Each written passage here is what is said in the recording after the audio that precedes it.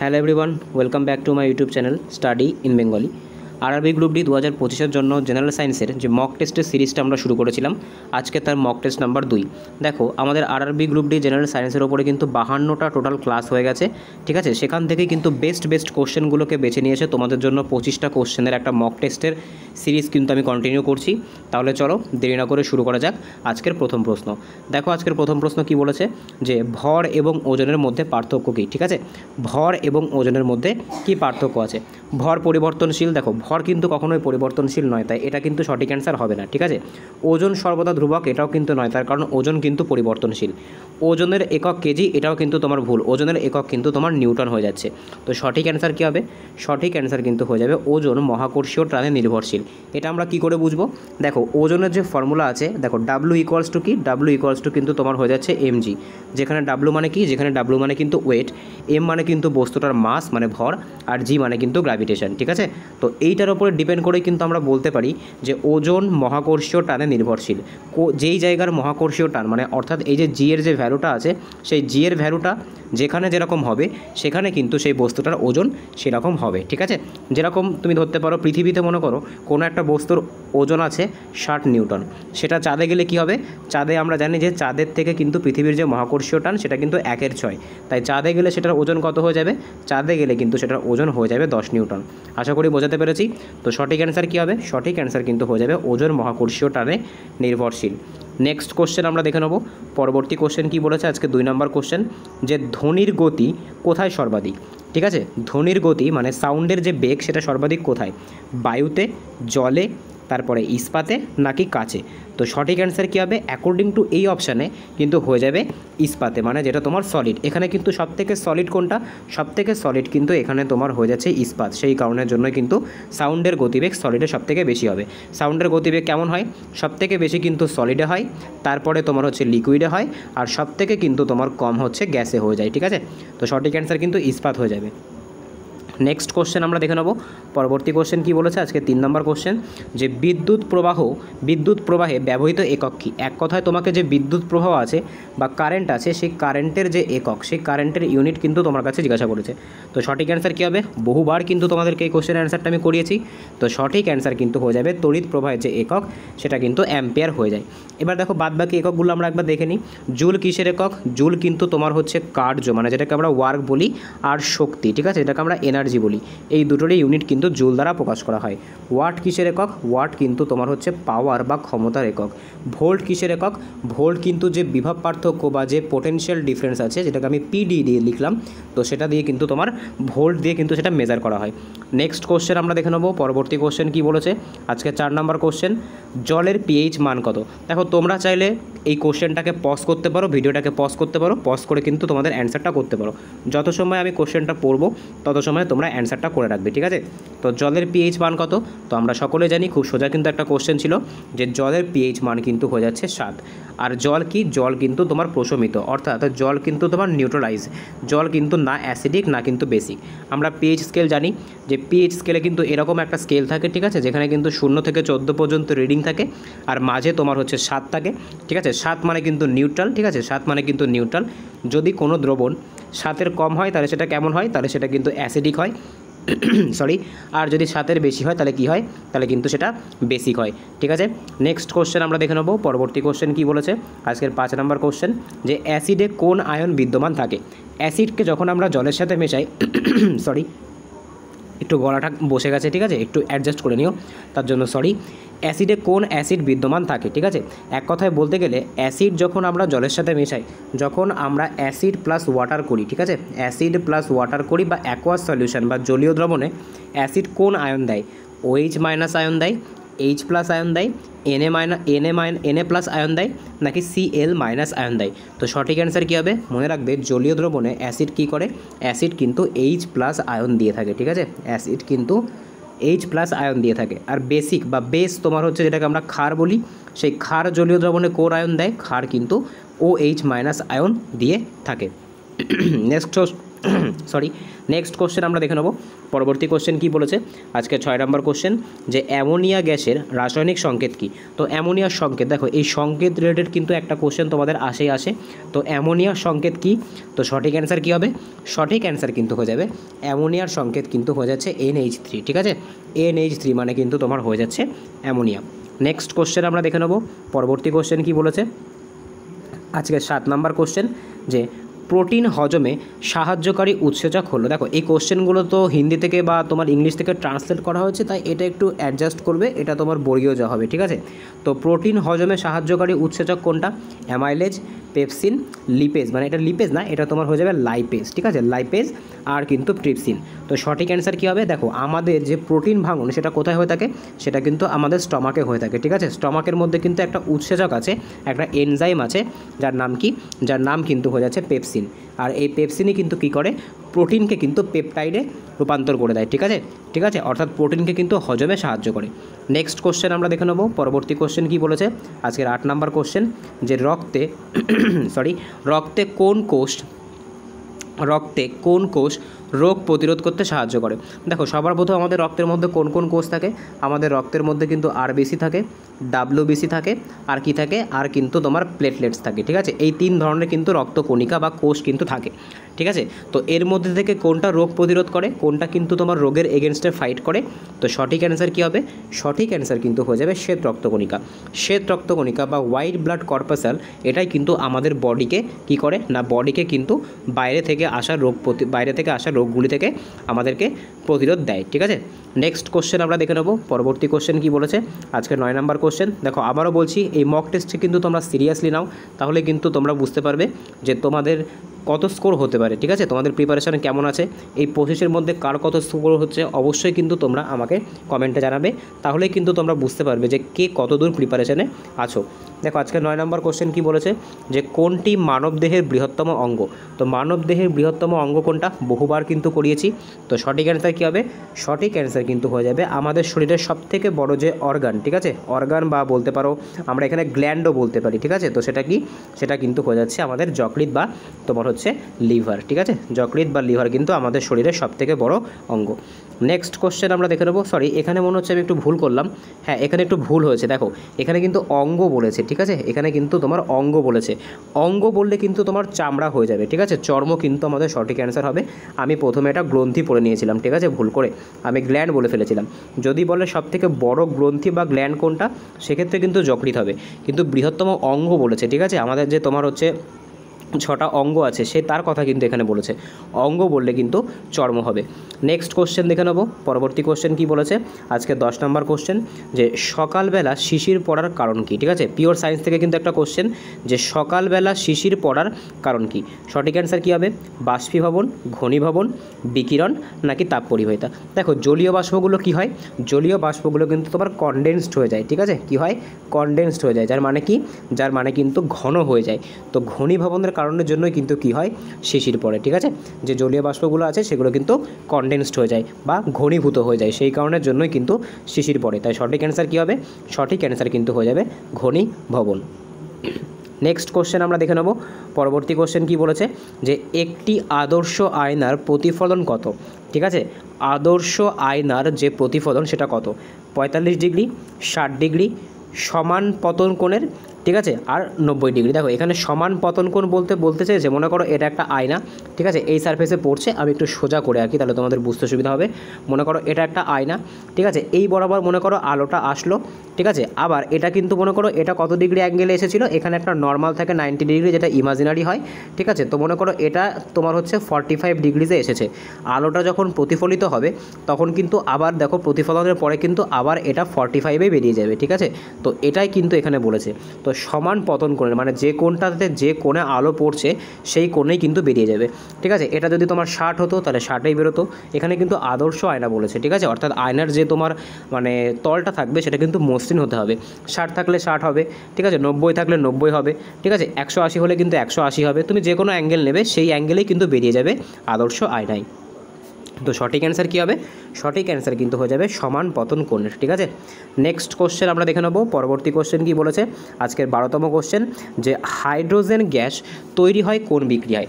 অ্যাসিডের সঙ্গে ধাতুর বিক্রিয়ায়, বেসের সাথে বেস, এখানে বেস মানে কিন্তু ক্ষার, হ্যাঁ তোমাদের বলে রাখি বেস মানে কিন্তু ক্ষার। দেখো অ্যাসিডের সাথে ধাতুর বিক্রিয়ায়, বেসের সাথে বেসের বিক্রিয়ায়, নুন জলের বিক্রিয়ায়, নাকি অক্সিজেন হাইড্রোজেনের বিক্রিয়ায়? তো সঠিক অ্যান্সার কী হবে? দেখো হাইড্রোজেন গ্যাস তৈরি করতে গেলে তোমার কিন্তু অ্যাসিড আর ধাতুকে মেশাতে হবে। ঠিক আছে, অ্যাসিড আর ধাতুকে মেশালেই কিন্তু তোমার হচ্ছে হাইড্রোজেন গ্যাস তৈরি হয়। ঠিক আছে, ধাতব অক্সাইডগুলির মধ্যে কিন্তু তোমার হাইড্রোজেন থাকে। নেক্সট কোশ্চেন আমরা দেখে নেব। আজকে 13 নম্বর কোশ্চেন কি বলেছে দেখো, যে জলীয় বাষ্প, ঠিক আছে, জলীয় বাষ্প ঘনীভূত হলে তা কী হয়? এই কোশ্চেনটা কিন্তু তোমাদেরকে সবে করালাম। ঠিক আছে, যে জলীয় বাষ্প যখন ঘনীভূত হয় বা ঘনীভবিত হয় বা ঘনীভূত হয়, আমরা একটু আগে করলাম যে শিশির কেন পড়ে? যখন কিন্তু বাতাসের যে জলীয় বাষ্পগুলো হয় সেগুলো যখন তোমার কনডেন্সড হয়ে যায় বা ঘনীভূত হয়ে যায়। তো এখানে সঠিক অ্যান্সার কী হবে? দেখো সঠিক অ্যান্সার কী হবে? তুষার বলেছে, জল বলেছে, গ্যাস বলেছে আর প্লাজমা বলেছে। তো সঠিক অ্যান্সার কী হবে? সঠিক অ্যান্সার কিন্তু এখানে তোমার হয়ে যাবে তুষার, যেটাকে আমরা শিশির বলতে পারি। ঠিক আছে, তো এটাই কিন্তু সঠিক অ্যান্সার হয়ে যাবে। ঠিক আছে, এটাকে তোমরা শিশিরও বলতে পারো। ঠিক আছে, এটাকে তোমরা শিশিরও বলতে পারো। নেক্সট কোশ্চেন আমরা দেখে নেব। পরবর্তী কোশ্চেন, এখানে এক সেকেন্ড, অপশানটা এখানে জলীয় বাষ্প ঘনীভূত হলে তা কেমন হয়? দেখো এখানে জল ধরেছে। ঠিক আছে, তুষার মানে এখানে আমরা বরফ বলতে পারি। ঠিক আছে, বরফ তো হয় না ডাইরেক্ট, তোমার তো বরফ হতে পারে না, বরফ হওয়ার আগে কিন্তু জল হয়। এখানে তোমরা এই যে জলীয় বাষ্প ঘনীভূত হয়ে যেটাকে আমরা শিশির বলছিলাম, সেটাকে এখানে জল হিসেবে ধরেছে। ঠিক আছে, তো সঠিক অ্যান্সার কিন্তু কী হবে? সঠিক অ্যান্সার কিন্তু জল হয়ে যাবে। প্রথমে কোশ্চেনটা একটু তোমার মানে অপশানগুলো দেখতে অসুবিধা হয়েছিল বলে কিন্তু কোশ্চেনের অ্যান্সারটা ভুল বলা হয়েছিল। ঠিক আছে, তো সঠিক অ্যান্সার কী হবে? সঠিক অ্যান্সার কিন্তু জল হবে। এখানে যেহেতু আমি ভেবেছিলাম তুষারকে হয়তো এখানে শিশির হিসেবে ধরেছে, কিন্তু তুমি যদি অপশানগুলোকে খেয়াল করো তাহলে তুমি দেখবে, দেখো বাদবাকি যে দুটো অপশান আছে গ্যাস আর প্লাজমা তো হবেই না। ঠিক আছে, ঘনীভূত বলেছে, অর্থাৎ যেটা তোমার জলীয় বাষ্প তোমার হচ্ছে হয়ে যাচ্ছে, কনডেন্সড হয়ে যাচ্ছে। তো সেক্ষেত্রে কিন্তু তোমার এখানে অ্যান্সারটা জলই হবে। ঠিক আছে, বরফের থেকেও কিন্তু জলটা আগে আসে। ঠিক আছে, আগে কিন্তু জল, তারপরে কিন্তু বরফ হতে পারে। ঠিক আছে, মানে প্রথমে ঘনীভূত যদি হয় তাহলে প্রথমে কিন্তু ওটা জলীয় বাষ্প থেকে জল হবে, তারপর যদি আরও বেশি কনডেন্সড হয় সেক্ষেত্রে কিন্তু তুষার বা বরফ হবে। তাই প্রথমে জল কিন্তু সঠিক অ্যান্সার আছে। ঠিক আছে, কোনো রকম অপশানে ভুল নেই, এটাই কিন্তু সঠিক অ্যান্সার হবে। নেক্সট কোশ্চেন আমরা দেখে নেব। আজকে 14 নম্বর কোশ্চেন কি বলেছে, যে দুধে কোন ভিটামিন পাওয়া যায় না? ঠিক আছে, দুধের ভেতরে কোন ভিটামিনটা পাওয়া যায় না? Vitamin A, vitamin B, vitamin C, নাকি ভিটামিন ডি? তো সঠিক অ্যান্সার কী হবে? সঠিক অ্যান্সার কিন্তু হয়ে যাবে দুধে যে ভিটামিনটা পাওয়া যায় না সেটা কিন্তু ভিটামিন সি পাওয়া যায় না। এইবার তোমাদের জন্য একটা হোমওয়ার্ক থাকবে, যে ভিটামিন সি এর যে রাসায়নিক নাম আছে, ঠিক আছে, ভিটামিন সি এর যে রাসায়নিক নাম আছে সেটা তোমরা আমাকে কমেন্টে জানাবে। ঠিক আছে, ভিটামিন সি এর রাসায়নিক নাম কিন্তু তোমরা আমাকে কমেন্টে জানাবে। ভিটামিন এর রাসায়নিক নাম কি? ভিটামিন এর রাসায়নিক নাম কিন্তু তোমার হয়ে যাচ্ছে রেটিনল। ঠিক আছে, আর ভিটামিন ডি এর কি? ভিটামিন ডি এর কিন্তু হয়ে যাচ্ছে ক্যালসিফেরল। তো ভিটামিন সি এর যে রাসায়নিক নাম আছে সেটা তোমরা আমাকে কমেন্টে জানাবে। নেক্সট কোশ্চেন আমরা দেখে নেব। পরবর্তী কোশ্চেন কি বলেছে, আজকের 15তম কোশ্চেন, যে মাছের দেহে শ্বাসক্রিয়ার জন্য কোন অঙ্গ ব্যবহার করা হয়? ঠিক আছে, মানে মাছ কিসের সাহায্যে শ্বাসকার্য চালায়? ফুসফুস, গিল, স্কেল, নাকি ট্রাকিয়া? তো সঠিক অ্যান্সার কী হবে? সঠিক অ্যান্সার কিন্তু হয়ে যাবে মাছ কিন্তু তোমার হচ্ছে শ্বাসকার্য চালায় যে গিল, যেটাকে আমরা কি বলি, যেটাকে কিন্তু আমরা মাছের কানকেও বলে থাকি। ঠিক আছে, তো সঠিক অ্যান্সার কিন্তু এটা হয়ে যাবে, মাছ কিন্তু কিসের সাহায্যে শ্বাসকার্য চালায়? গিলের সাহায্যে শ্বাসকার্য চালায়। নেক্সট কোশ্চেন আমরা দেখে নেব। পরবর্তী কোশ্চেন কি বলেছে, আজকে 16তম কোশ্চেন, যে জলীয় বাষ্পকে তরলে রূপান্তর করার প্রক্রিয়াকে কি বলে? অর্থাৎ যে জলীয় বাষ্প আছে, ঠিক আছে, তোমার যে ওয়াটার ভেপার আছে, সেই ওয়াটার ভেপারকে যদি আমরা মানে জলে পরিণত করতে চাই, মানে এক কথায় বলতে গেলে যেটা জলীয় বাষ্প বাতাসে ময়েশ্চার আকারে আছে সেটাকে যদি আমরা জলে পরিণত করতে চাই, ঠিক আছে, একই রকম কিন্তু 3টে কোশ্চেন, তাহলে সেই প্রক্রিয়াটাকে কি বলবে? অর্থাৎ জলীয় বাষ্পকে কিন্তু আমাদেরকে আরও বেশি কনডেন্স করতে হবে, আরও বেশি ঠান্ডা করতে হবে। তো সঠিক অ্যান্সার কী হবে? সঠিক অ্যান্সার কিন্তু হয়ে যাবে ঘনীভবন বা কনডেনসেশন। দেখো একটা কোশ্চেনের উপরে কিন্তু 3 রকম, মানে একটা টাইপের উপর কিন্তু তোমরা 3 রকমের কোশ্চেন পেলে, কোশ্চেনের অ্যান্সার কিন্তু এক, কিন্তু 3টে কোশ্চেন কিন্তু আলাদা। ঠিক আছে, নেক্সট কোশ্চেন আমরা দেখে নেব। পরবর্তী কোশ্চেন কি বলেছে, আজকে 17 নম্বর কোশ্চেন, যে কোন ধাতু সবথেকে বেশি বিদ্যুৎ পরিবাহী? কোন ধাতু সবথেকে বেশি বিদ্যুৎ পরিবাহী? তো সঠিক অ্যান্সার কী হবে? অ্যাকর্ডিং টু অপশান, তামা, সোনা, অ্যালুমিনিয়াম, নাকি লোহা? তো সঠিক অ্যান্সার কী হবে? দেখো এখানে কিন্তু তোমার সঠিক অ্যান্সার হয়ে যাবে অ্যাকর্ডিং টু অপশান, কিন্তু সবথেকে বেশি বিদ্যুৎ পরিবাহী হচ্ছে সোনা। তাই সঠিক অ্যান্সার কী হবে? সঠিক অ্যান্সার কিন্তু হয়ে যাবে তোমার সোনা। আর যদি তোমাদের এখানে অপশানে সিলভার থাকতো, ঠিক আছে, অপশানে যদি মনে করো সিলভার থাকতো বা হচ্ছে রূপো থাকতো, তাহলে কিন্তু সেটা অ্যান্সার হয়ে যেত। রূপো কিন্তু সবথেকে বেশি বিদ্যুৎ পরিবাহী, যেটাকে আমরা বলতে পারি যে সুপার কন্ডাক্টর। ঠিক আছে, রূপোর মধ্যে দিয়ে কিন্তু সবথেকে বেশি তোমার হচ্ছে বিদ্যুৎ পরিবহন হয়। নেক্সট কোশ্চেন আমরা দেখে নেব। পরবর্তী কোশ্চেন কি বলেছে আজকের 18তম কোশ্চেন, যে সূর্যের শক্তির উৎস কী? সূর্যের মধ্যে যে শক্তিটা আছে সেটা আসলে কি? জ্বালানি দহন, তারপরে নিউক্লিয়ার ফিশন, নিউক্লিয়ার ফিউশন, নাকি রাসায়নিক বিক্রিয়া? তো সঠিক অ্যান্সার কী হবে? সঠিক অ্যান্সার কিন্তু হয়ে যাবে অপশান সি, নিউক্লিয়ার ফিউশন। ঠিক আছে, এটা কোথায় হয়? দেখো নিউক্লিয়ার ফিশনকে কিন্তু কি বলে? এটাকে কিন্তু সংযোজন প্রক্রিয়াও বলে। ঠিক আছে, সংযোজন প্রক্রিয়া বলে, অর্থাৎ যে তোমার হিলিয়ামের যে তোমার অ্যাটমসগুলো আছে, ঠিক আছে, সেই হিলিয়ামের অ্যাটমসগুলো কি হচ্ছে, মানে তোমার যে হাইড্রোজেনের অ্যাটমগুলো আছে সেই অ্যাটমগুলো কিন্তু কি হচ্ছে? যোগ হচ্ছে। ঠিক আছে, মনে করো এই একটা হাইড্রোজেন আছে আর এই একটা হাইড্রোজেন আছে, এই দুটো হাইড্রোজেন মিলে কি হচ্ছে? এই দুটো হাইড্রোজেন মিলে কিন্তু তোমার হয়ে যাচ্ছে হিলিয়াম। ঠিক আছে, কারণ এদের পারমাণবিক ক্রমাঙ্ক তখন কী হয়ে যাচ্ছে? 2 হয়ে যাচ্ছে, আর 2 কিন্তু হিলিয়ামের, মানে এটাকে কিন্তু সংযোজন বলে। আর এটা কোথায় হয়? এটা কিন্তু তোমার সূর্যের মধ্যে হয়। ঠিক আছে, আর নিউক্লিয়ার ফিশন কি? দেখো নিউক্লিয়ার ফিশন কিন্তু যে পারমাণবিক যে বোমা হয় সেখানে হয়ে থাকে, বা পারমাণবিক চুল্লিতে হয়ে থাকে, যেখানে কি হয়? যেখানে কিন্তু তোমার পরমাণুগুলো ভেঙে যায়। ঠিক আছে, এখানে কি হয়? নিউক্লিয়ার ফিউশনে কিন্তু তোমার হচ্ছে পরমাণুগুলো যুক্ত হয়, আর নিউক্লিয়ার ফিশনে কিন্তু পরমাণুগুলো ভেঙে যায়। ঠিক আছে, নিউক্লিয়ার ফিউশনে কিন্তু অধিক পরিমাণে তাপ উৎপন্ন হয়। নেক্সট কোশ্চেন আমরা দেখে নেব। পরবর্তী কোশ্চেন কি বলেছে আজকের 19তম কোশ্চেন, যে গ্যাস থেকে তরলে রূপান্তর। ঠিক আছে, এবার দেখো উল্টো কোশ্চেন চেয়েছে। ঠিক আছে, গ্যাস থেকে তরলে রূপান্তরকে কি বলে? উল্টো কোশ্চেন চাইনি, এটাও কিন্তু তোমার হচ্ছে সেই একই কোশ্চেনই বলেছে, যে গ্যাস থেকে তরলে রূপান্তর। দেখো জলীয় বাষ্প কী আকারে থাকে? জলীয় বাষ্প তো তোমার আসলে গ্যাস আকারেই থাকে। তো গ্যাস থেকে তোমার কি হচ্ছে? গ্যাস থেকে কিন্তু তোমার তরলে রূপান্তর হচ্ছে। তো এটাকে আমরা কি বলবো? এটাকে কিন্তু এগেইন আমরা কিন্তু বলবো ঘনীভবন। ঠিক আছে, এগেইন কিন্তু আমরা বলবো ঘনীভবন। এবার দেখো যদি তরল থেকে গ্যাস হয়, ঠিক আছে, এবার মনে করো তরল আছে, তরল থেকে যদি তোমার হচ্ছে গ্যাস হয়, তাহলে সেক্ষেত্রে কী হবে? সেক্ষেত্রে কিন্তু বাষ্পীভবন হবে। আর যদি গ্যাস থেকে সরাসরি, ঠিক আছে, যদি গ্যাস থেকে সরাসরি তোমার হচ্ছে ভুল লেখা হয়ে গেল, যদি তোমার হচ্ছে মনে করো কঠিন থেকে, একদম কঠিন পদার্থ থেকে যদি সরাসরি গ্যাস হয়ে যায়, তাহলে কি হবে?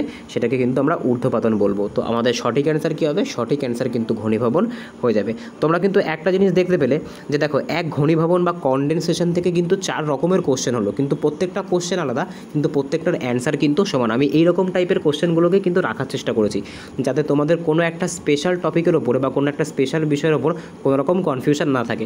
আশা করি ঘনীভবন ওপর যে কোশ্চেনই দিক না কেন তোমরা কিন্তু এবার করতে পারবে। নেক্সট কোশ্চেন আমরা দেখে নেব। পরবর্তী কোশ্চেন কি বলেছে আজকের 20তম কোশ্চেন, যে স্নায়ুতন্ত্রের প্রধান অঙ্গ কোনটা?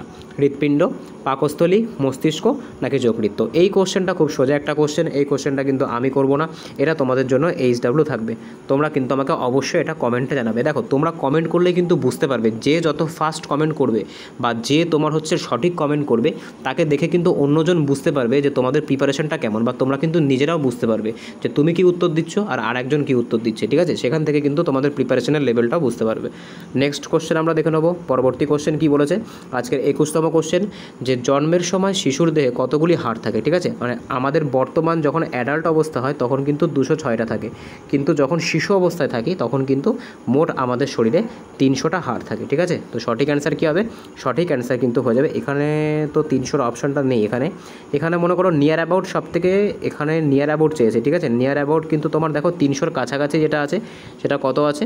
270। ঠিক আছে, তো এখানে কিন্তু তোমার হচ্ছে পুরোপুরি তোমার অ্যাকচুয়াল অ্যান্সারটা কিন্তু 300 হবে। ঠিক আছে, তোমরা চাইলে গুগলে চেকও করতে পারো, জন্ম অবস্থায় কিন্তু প্রায় 300টা হাড় থাকে, এখানে কিন্তু নিয়ার অ্যাবাউট 270টা ধরেছে। ঠিক আছে, নেক্সট কোশ্চেন আমরা দেখে নেব। পরবর্তী কোশ্চেন কি বলেছে আজকের 22তম কোশ্চেন, যে জলের সংকোচনশীলতা কোন অবস্থায় সর্বনিম্ন? মানে সব থেকে বেশি তোমার হচ্ছে সংকোচনশীলতা মানে কি? সংকোচনশীলতা মানে কিন্তু তোমার হচ্ছে কমপ্রেস, বা মনে করো ওটা ছোট হয়ে আসা। তাও সেটা কোন ডিগ্রি বা কত ডিগ্রি সেন্টিগ্রেড তাপমাত্রায় জলের সংকোচনশীলতা বা কন্ট্রাস্টিসিটি সবথেকে কম? মানে সবথেকে বেশি জল তোমার হচ্ছে সংকোচন হচ্ছে কত ডিগ্রিতে? দেখো জল সবথেকে বেশি প্রসার হয় কত ডিগ্রিতে, সেটা কিন্তু তোমাকে জানতে হবে। জলের ঘনত্ব কত ডিগ্রিতে সর্বাধিক? জলের ঘনত্ব কিন্তু 4 ডিগ্রিতে সর্বাধিক। তো ঘনত্ব মানে কিন্তু তোমার চারিদিকে ছড়িয়ে পড়া। ঠিক আছে, তো সেক্ষেত্রে সংকোচনশীলতা কোন অবস্থায় সর্বনিম্ন হবে? তো সঠিক অ্যান্সার কিন্তু এটা কিন্তু ঘনত্বের উল্টো হয়ে যাচ্ছে, তাই সঠিক অ্যান্সার কিন্তু হয়ে যাবে 4 ডিগ্রি সেন্টিগ্রেড। ঠিক আছে, 4 ডিগ্রি সেন্টিগ্রেড কিন্তু তোমার জলের যে সংকোচনশীলতা আছে সেটা সর্বনিম্ন। ঠিক আছে, নেক্সট কোশ্চেন আমরা দেখে নেব। পরবর্তী কোশ্চেন কি বলেছে, যে স্নায়ুর একক কী? এগেইন কিন্তু খুব সোজা একটা কোশ্চেন, তো আমরা সকলেই জানি আমাদের যে স্নায়ুতন্ত্র থাকে বা যে নার্ভ থাকে তার যে একক সেটা কি? সেটা কিন্তু তোমার হয়ে যাচ্ছে নিউরন। ঠিক আছে, নিউরন কিন্তু হয়ে যাচ্ছে তোমার স্নায়ুতন্ত্রের একক। নেক্সট কোশ্চেন আমরা দেখে নেব। পরবর্তী কোশ্চেন কী বলেছে, আজকে 24তম কোশ্চেন, যে রক্তচাপ মাপার যন্ত্রের নাম কি। ঠিক আছে, তো এই যে কোশ্চেনটা আছে, এই কোশ্চেনটার অ্যান্সারটা কিন্তু তোমরা আমাকে কমেন্টে জানাবে। এটা কিন্তু খুব অনেকবার তোমাদেরকে করানো হয়েছে, যে রক্তচাপ মাপার যে মেশিনের নাম, এটা মনে হয় তোমাদের মক টেস্ট নাম্বার যে 1 ছিল সেখানেও ছিল। তো এই কোশ্চেনটা কিন্তু তোমরা কমেন্টে অবশ্যই জানাবে। ঠিক আছে, নেক্সট কোশ্চেন আমরা দেখে নেব। পরবর্তী কোশ্চেন কী বলেছে, দেখো এখানে তোমরা 4টে অপশান দেখতে পাচ্ছ। এই যে 4টেই তোমরা চাইলে পজ করে নিয়ে অ্যান্সার করতে পারো। এই যে 4টেই তোমরা দেখতে পাচ্ছ, থার্মোমিটার, ব্যারোমিটার, স্পিগমোম্যানোমিটার আর হাইগ্রোমিটার, এই 4টেরই অ্যান্সার কী হবে সেটা তোমরা আমাকে কমেন্টে জানাবে। ঠিক আছে, তাহলে কিন্তু একবারে তোমাদের 4টে ক্লিয়ার হয়ে যাবে। ঠিক আছে, আর নিচের কিন্তু অ্যান্সার দেওয়া আছে, ওটা কেউ দেখবে না, একটু নিজের কাছে কিন্তু ফেয়ার থাকবে। নেক্সট কোশ্চেন আমরা দেখে নেব। পরবর্তী কোশ্চেন কী বলেছে, আজকের 25তম কোশ্চেন, যে বিশুদ্ধ জলের বিদ্যুৎ পরিবাহিতা কেমন। দেখো এটা কিন্তু খুব ভালো একটা কোশ্চেন, বিশুদ্ধ জল বলেছে। ঠিক আছে, বিশুদ্ধ জল, মনে রাখবে বিশুদ্ধ জলের যে বিদ্যুৎ পরিবাহিতা সেটা কিন্তু তোমার নেই বলতে গেলেই চলে। ঠিক আছে, বিশুদ্ধ জলে কিন্তু মানে তোমার যেটা ডিস্টিলড ওয়াটার আমরা এখানে বলতে পারি, যে ডিস্টিলড ওয়াটার হয়ে থাকে বা যে পাতিত জল হয়ে থাকে, যেটাকে বিশুদ্ধ জল বলা হয়, এর মধ্যে দিয়ে কিন্তু তোমার ইলেকট্রিসিটি পাস হয় না। এটা কিন্তু খুব ইম্পর্ট্যান্ট একটা কোশ্চেন, যে বিশুদ্ধ জল, একদম পিওর সায়েন্স থেকে তোমরা বলতে পারো, পিওর ফিজিক্স থেকে কিন্তু এই অঙ্কটা, যে বিশুদ্ধ জলে যে তোমার ডিস্টিলড ওয়াটার হয়ে থাকে বা যে পাতিত জল হয়ে থাকে তার মধ্যে দিয়ে কিন্তু বিদ্যুৎ পরিবহন হয় না। ঠিক আছে, এমনি নর্মাল জলের মধ্যে দিয়ে কিন্তু বিদ্যুৎ পরিবহন হয়, কিন্তু পাতিত জলের মধ্যে দিয়ে বা তোমার বিশুদ্ধ জলের মধ্যে দিয়ে কিন্তু বিদ্যুৎ পরিবহন হয় না। তাই সঠিক অ্যান্সার কী হবে, সঠিক অ্যান্সার কিন্তু অপশান ডি হয়ে যাবে। ঠিক আছে, তো আজকে এই অবধি ছিল, টোটাল কিন্তু 25টা কোশ্চেন ছিল। তো আউট অফ 25 কার কত স্কোর হলো অবশ্যই কিন্তু কমেন্টে জানাবে।